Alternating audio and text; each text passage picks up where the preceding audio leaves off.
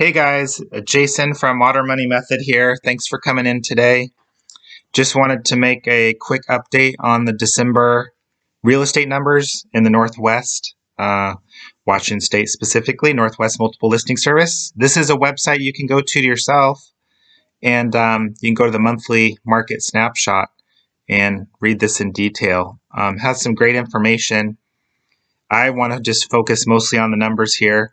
Something that does stand out, the sales price in December was 570, the median, actually down for the first time in years from 572.9 the year before. And you can see that it peaked in May, and we're down significantly from that number. They talk in here about listings and actives and volume and months of supply. Let's just get right down to the numbers. We'll stop here for a brief moment. This is current market activity in all the counties. The big three are King, Snohomish, and Pierce. Look at this real quick. This is months of inventory a year ago. So December of 2021, Snohomish County, the large county just above Seattle, had 2 tenths of 1 month supply, which means they only had 6 days of supply. Pierce had about 10, and King had about 8 days supply a year ago. Look at this. They have jumped up to 1.5 to 2 months supply. So that crazy time frame where basically houses were going off the market same day is over. Yes, some still do if they're a good deal, but look at this. We've now jumped up into the 3, 4, 5 months inventory. Okay, the biggie is my prediction from last summer did come true. Negative prediction, unfortunately. Here we have 20 years of data, 12 months, 240 months of pending sales. And the first time in a decade that they went below 3,000 was December of 2007. They came in at 2,975, which was shocking to everyone.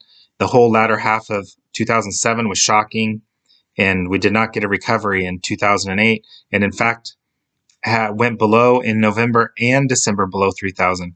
But if you look at all these data points, that's the only 3 times that we are below 3,000 units. In fact, we're rarely below 4,000 units.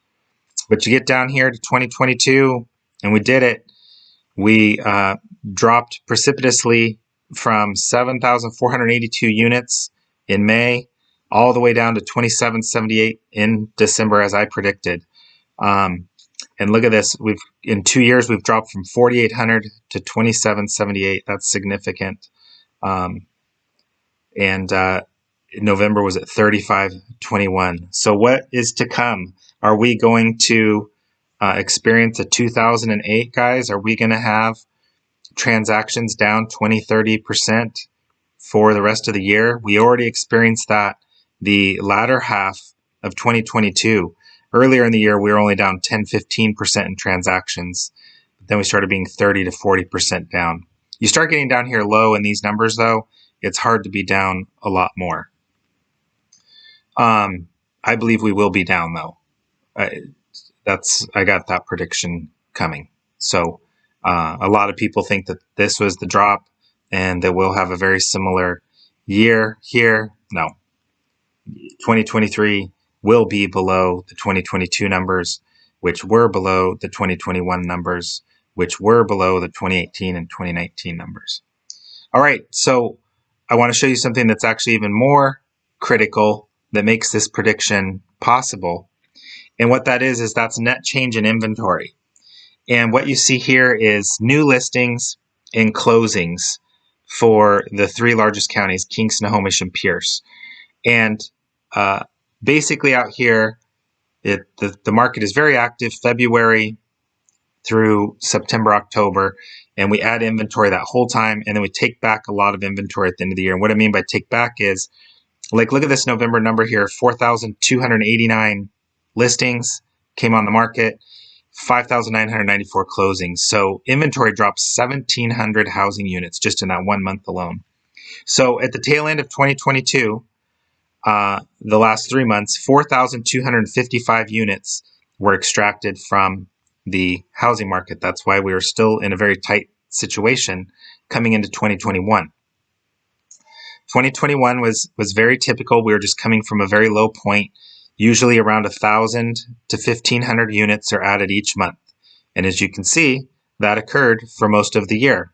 By June, we'd added 8,788 units, meaning that you can see that some of these months, like April, 8,344 units came on, 6,177 were sold. So a gain in inventory of 2,167. For the year, we peaked at 10,737 units in September that we had added. And then October flipped to a negative. 6,000 units came on the market, 6,025, 6,562 sold. So we actually had 3 months of negative inventory this year, and they totaled around 4,600 units were extracted from the inventory. So we are still in pretty tight situation coming into January of 2022. But here's when it really became eye-opening. We didn't have 1,000 unit increases. Immediately in February, we jumped to a 2,000 unit increase. And as you can see, like 5,419 units came on, 3,350 were sold. So a gain in active inventory of 2,069. We had all these months over 2,000, even had a month of 3,500. So look at this. By June, we'd added 13,149 units. And then it just kept going. We even went all the way through to a positive in October.